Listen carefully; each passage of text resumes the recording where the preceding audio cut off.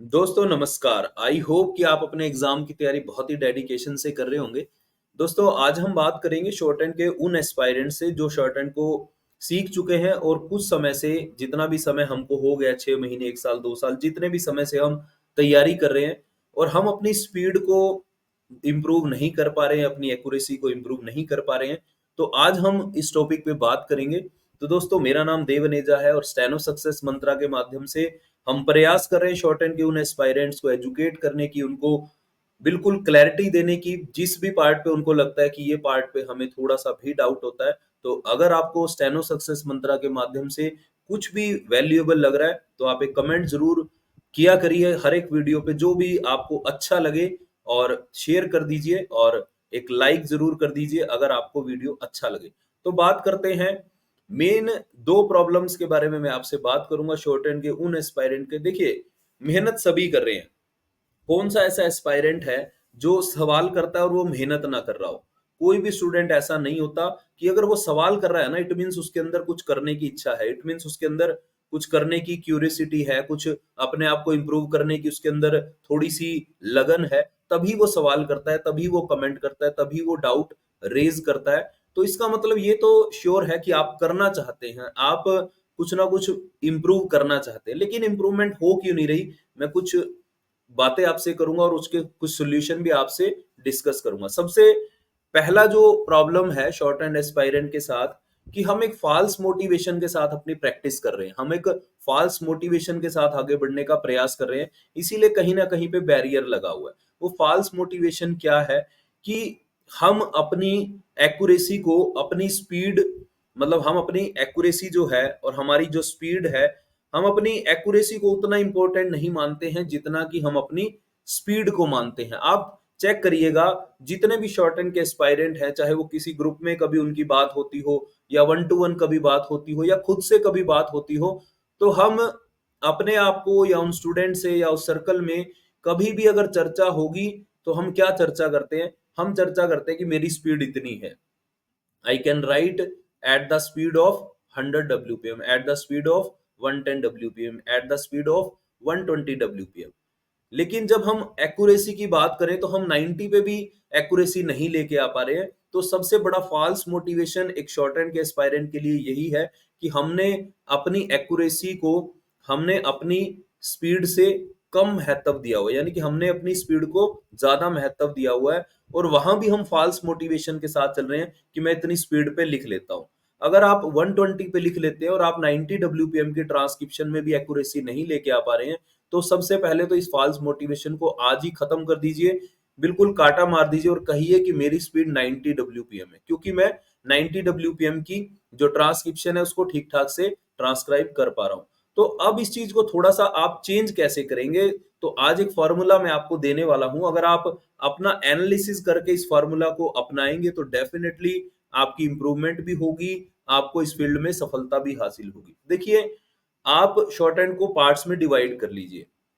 Short hand के जितने भी पार्ट हैं, एक कॉपी पेन लीजिए, अभी लीजिए या फिर बाद में वीडियो को देखने के बाद, पॉज करने के बाद, जब भी आपको लगे कंफर्टेबल, एक कॉपी पेन लेके बैठिए और वहां पे कुछ कॉलम्स बनाइए और उन कॉलम्स में लिखिए कि व्हाट इज शॉर्ट हैंड। अभी तक, आज तक हमने कभी ये प्रैक्टिस की ही नहीं होगी। वहां पे लिखिए व्हाट इज शॉर्ट हैंड।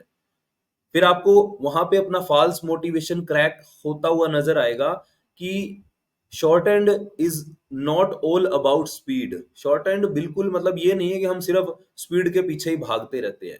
आप उसको कैटेगराइज करिए, शॉर्ट हैंड में क्या क्या चीजें आती है वहां लिखिए। एक कॉलम में लिखिए सेल्फ कॉन्फिडेंस, दूसरे कॉलम में आप लिखिए कंसंट्रेशन, तीसरे कॉलम में आप लिखिए शॉर्ट एंड राइटिंग स्किल्स। उसमें भी उसके सब पार्ट्स होंगे, वो भी मैं आपको अगले वीडियो में जरूर बताऊंगा। अगर आपको समझ में आए तो कमेंट में लिखिएगा या फिर अपने उसी कॉलम के नीचे लिख लीजिएगा कि इसके सब पार्ट क्या होते हैं, शॉर्ट एंड स्किल में क्या क्या चीजें रिक्वायर्ड होती है। उसके बाद बात आती है ट्रांसक्रिप्शन, और ट्रांसक्रिप्शन के भी बहुत सारे सब पार्ट हो सकते हैं। तो आप जैसे उसके बाद एक आप और लिख सकते हैं इंग्लिश का पार्ट। अगर आप इंग्लिश की स्टेनो कर रहे हैं तो ये 5 पॉइंट को आप एक मेन कैटेगरी में रख के उसके सब पार्ट लिख सकते हैं। तो मैं आपको 5, अगर आप मान लीजिए कि 100 मार्क्स आप इन पूरी स्किल को देंगे, शॉर्ट हैंड की स्किल को, इनको डिवाइड करके, तो मान लीजिए कि 5 हमने उसके कॉलम बनाए और उसको 20-20 मार्क्स दे दिए।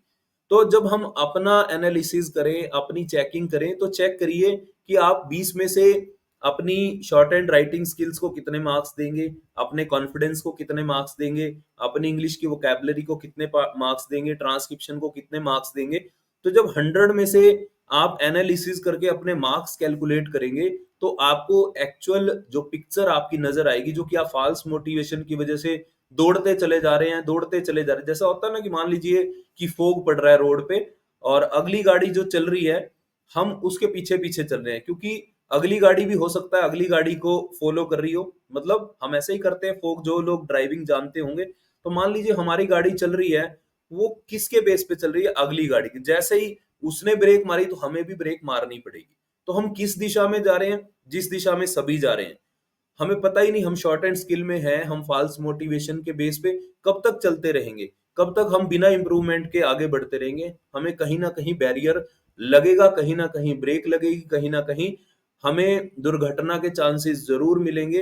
तो आप अपने एनालिसिस के लिए इन 5 पार्ट में से लिखिएगा, जरूर लिखिएगा कि 100 में से कितने मार्क्स मिले। आपने इन कैटेगरी को डिवाइड किया, लिखा और उसमें से आपने मार्क्स लिए, तो 100 में से मुझे इतने मार्क्स मिले और हर कैटेगरी में मुझे सबसे कम मार्क्स किसमें मिले, वो आपका एक पॉइंट है जिस पे आपको सबसे ज्यादा काम करने की जरूरत है। और आप मान लीजिए कि उससे थोड़े ज्यादा जिसमें मिले उस पे थोड़ा सा कम काम करने की जरूरत है, उससे थोड़ा सा और कम। मतलब आप इस चीज को एक फॉर्मूला बना के कॉपी पे लिख के अपने आप को कैलकुलेट करके अपना एनालिसिस करके और फिर चेक करिएगा कि 100 में से 100 मार्क्स कैसे आ सकते हैं।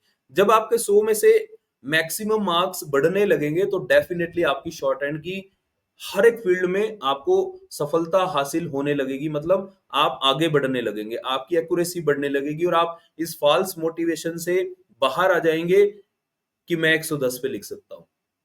आप लिखेंगे और फिर जब आप लिखेंगे तो आप ये कहेंगे कि हाँ मैं एक्यूरेसी के साथ लिख सकता हूं। तब आप उस चीज को फॉल्स मोटिवेशन बिल्कुल मत मान लीजिए। मेरी स्पीड मान लीजिए कि जब हम प्रैक्टिस करते थे, एग्जाम देते थे, तो 140 130 पे बिल्कुल हम लिखने के बाद उसको पढ़ सकते थे, हम उसको ट्रांसक्राइब कर सकते थे। तो that was not the false motivation, वो कोई फॉल्स मोटिवेशन नहीं था। मान लीजिए कि अभी मैंने कई सालों से प्रैक्टिस नहीं की, तो मैं 100 110 पे आज भी लिख लेता हूँ, उसको ट्रांसक्राइब भी कर सकता हूँ। इट मीन्स आज मैं 130 का स्टूडेंट नहीं हूँ। अगर मैं कहूँ कि हाँ मैं 140 का स्टूडेंट हूँ, तो मैं आज अपने आप को नहीं कह सकता हूँ। हाँ मैं प्रैक्टिस करूँ 10 दिन, 15 दिन, 20 दिन, फिर दोबारा से मैं उस लेवल पे आके फिर मैं बोल सकता हूँ कि मैं इतनी स्पीड पे लिख लेता हूँ, उसको अच्छे से एक्यूरेसी के साथ ट्रांसक्राइब कर सकता हूँ। तो मैं फॉल्स मोटिवेशन के साथ नहीं चल रहा हूँ।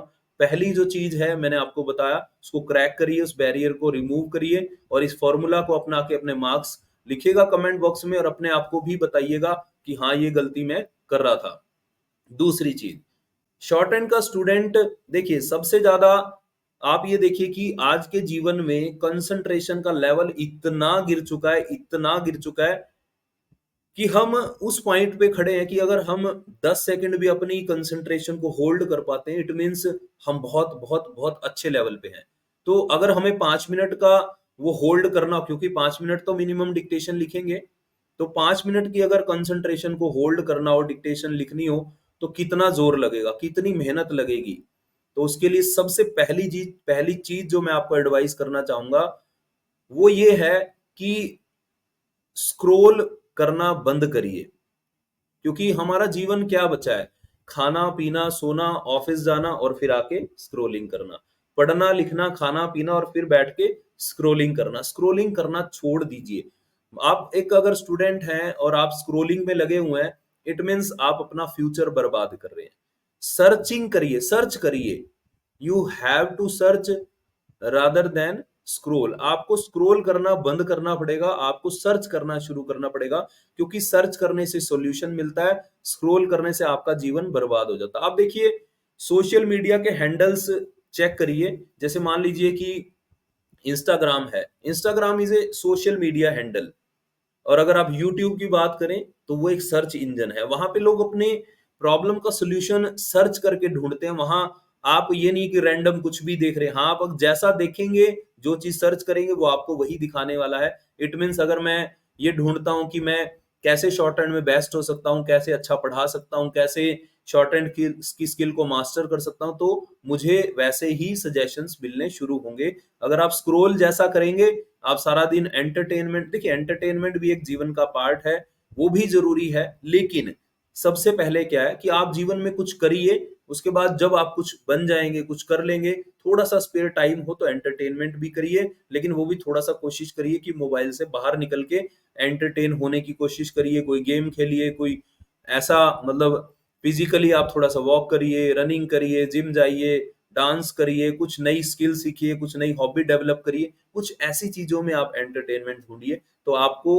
अपना स्क्रोलिंग बंद करना पड़ेगा, आपको सर्च करना शुरू करना पड़ेगा। तो आज के वीडियो के क्रक्स यही थे कि you have to make analysis of yourself. दूसरा, स्क्रोलिंग बंद कर दीजिए। शॉर्ट हैंड का एस्पायरेंट अगर इन दो चीजों को मास्टर कर ले जो मैं आपसे आज शेयर किया, डेफिनेटली उसकी अगर इंप्रूवमेंट नहीं आए तो स्टेनो सक्सेस मंत्रास को आप कहिए कि हाँ ये चीजें मैंने इंप्रूव की, इसमें मैंने काम किया और मुझे इंप्रूवमेंट नहीं मिला, तो हम उसके लिए लायबल होंगे। डेफिनेटली ये मैं अपने अनुभव से बोल रहा हूँ, मैं अपने एक्सपीरियंस से जो भी मैंने सीखा है मैं आपको वो बता रहा हूँ। So wish you all the best. I hope कि आप एक कमेंट जरूर करेंगे और एक लाइक जरूर देंगे। Thank you so much.